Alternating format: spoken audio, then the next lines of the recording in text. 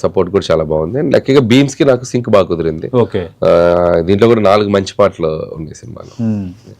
Right. అంటే ఏంటి sir ఇప్పుడు ఆల్రెడీ మీసాల పిల్ల సాంగ్ ఒకటి వచ్చింది, తర్వాత ఈ హుక్ సాంగ్ హుక్ స్టెప్ ఒకటి వచ్చింది, ఇంకా మిగతా కూడా అదే స్కేల్లో ఉంటాయి సాంగ్స్ అన్ని. అంటే ఆల్రెడీ రిలీజ్ చేసాం కదండి. శశిరేఖ సాంగ్ కానీ, వెంకీ గారి చిరంజీవి గారి పాట కానీ, రెండు కూడా థియేటర్లో చాలా కిక్ ఇస్తాయి. అది కరెక్ట్ సిచ్యువేషన్ లో వస్తాయి కాబట్టి. అవి 4 పాటలు బాగుంటాయి. ఇవి కాకుండా ఒక మాంటేజ్ సాంగ్ ఉంది, అది కూడా ఒకటి సినిమాలో మంచి సర్ప్రైజింగ్ గా బాగుంటుంది విజువల్ గా.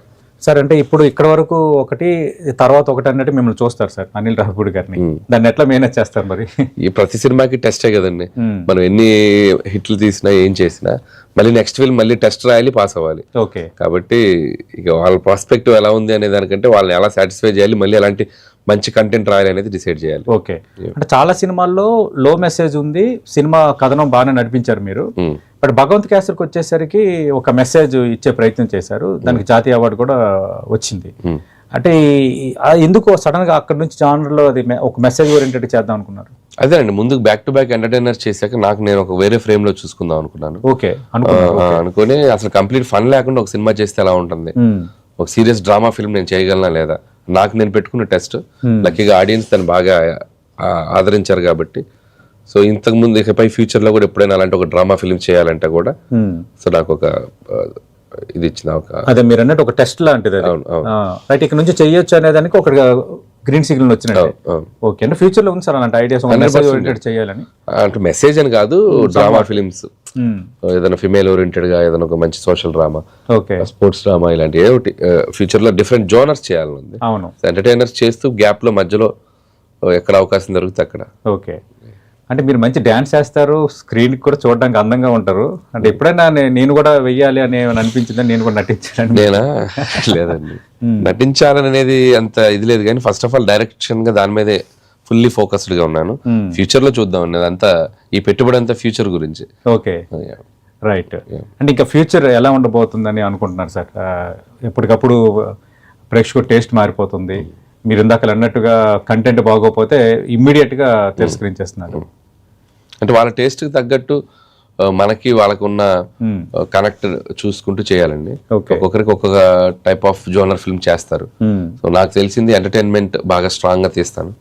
దాంట్లోనే ఏం ఎక్స్పెరిమెంట్ చేయొచ్చు, ఇంకా ఏం డిఫరెంట్ ఫిల్మ్ చేయొచ్చు, అట్లా సిచ్యువేషన్ బట్టి చేసుకుంటూ వెళ్తానండి. Okay sir. ఇప్పుడు ఈ ఓటీటీలు ఇవన్నీ మనం చూస్తున్నాం సార్. ఇదే పాడ్కాస్ట్ లో బన్నీ వాస్కర్ లాస్ట్ వీక్ వచ్చారు. ఆయన అన్నారు ఓటీటీస్ మాకు కొంచెం ఇప్పుడు ఇబ్బందిగా ఉంటున్నాయి, 27 days రూల్స్ ఇవన్నీ పెట్టుకోవటం కొంచెం టఫ్ అవుతుంది అని. మీరేమంటారు సార్? ఈ ఓటీటీస్ రావటము, సినిమాలు ఓటీటీలో చూడాలని ప్రేక్షకులు ఫిక్స్ అయిపోవటం. అలవాటు చేసింది ప్రొడ్యూసర్స్ కదండి. సో ఆడియన్స్ కి ఇంతకు ముందు ఓటీటీని సినిమా థియేటర్ లో కూడా కరోనా టైంలో రిలీజ్ కాకుండా ఎక్కువ ప్రైస్ వస్తుందని ఓటీటీకి అమ్మేసి థియేటర్లో చేశారు. అవును. తెలియకుండా వాళ్ళంటూ మలిచిందే మనం సినిమా ఇండస్ట్రీ వాళ్ళే. సో ఇప్పుడు ఏంటంటే బిజినెస్ అంతా వాళ్ళ చేతిలోకి వెళ్ళిపోయింది. వాళ్ళు టర్మ్స్ డిక్టేట్ చేస్తున్నారు, రిలీజ్ డేట్స్ వాళ్ళు ఫిక్స్ చేస్తున్నారు. సో ఇప్పుడు ఈవెన్ సంక్రాంతి సినిమాలు కూడా ఒక రకంగా కొన్ని 2-3 ఫిలిమ్స్ కూడా ఓటీటీ ప్రెషర్స్ కూడా ఉన్నాయి వాళ్ళకి. సో తప్పకుండా రావాలి వాళ్ళు. సో అట్లా కాబట్టి ఆ ఓటీటీ ప్రెషర్స్ ఉన్నాయి. అండ్ ఇంతకు ముందు ఉన్నంత ప్రైసెస్ కూడా వాళ్ళు ఇవ్వట్లేదు. ఇంతకుముందు ఎక్కువ ప్రైసెస్ ఇచ్చేవాళ్ళు.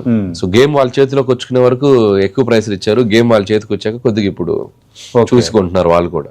సో ఎక్కువ డీల్ తీసుకోవట్లేదు. కాబట్టి ఇప్పుడు అందరి పరిస్థితి కొద్దిగా క్రైసిస్ లోనే ఉందండి. సో క్రైసిస్ లోనే ఉంది కాబట్టి ఇప్పుడు థియేటర్కల్ బిజినెస్ ఎంతో దాన్ని చూసుకొని బడ్జెట్స్ చేసుకోవాలి, రెమ్యునరేషన్స్ కూడా దానికి తగ్గట్టు మాట్లాడుకోవాలి.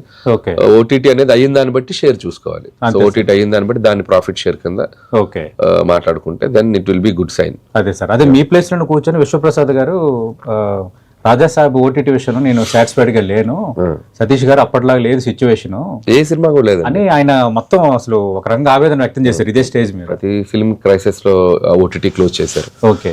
కాబట్టి అది అందరూ ఫేస్ చేస్తున్న ప్రాబ్లం. సో ఇక్కడ నుంచి అయినా మనం ఏంటంటే ఆ థియేటర్కల్ విండోకి సినిమా చేసుకోగలిగితే, సో అందరూ స్టేక్స్ పెట్టుకొని అది దాని ఓటీటీ మీద ఎంత వస్తే అంత, సో వాళ్ళకి మనం టర్మ్స్ డిక్టేట్ చేసే పొజిషన్ లో లేకుండా మన సినిమా రిలీజ్ డేట్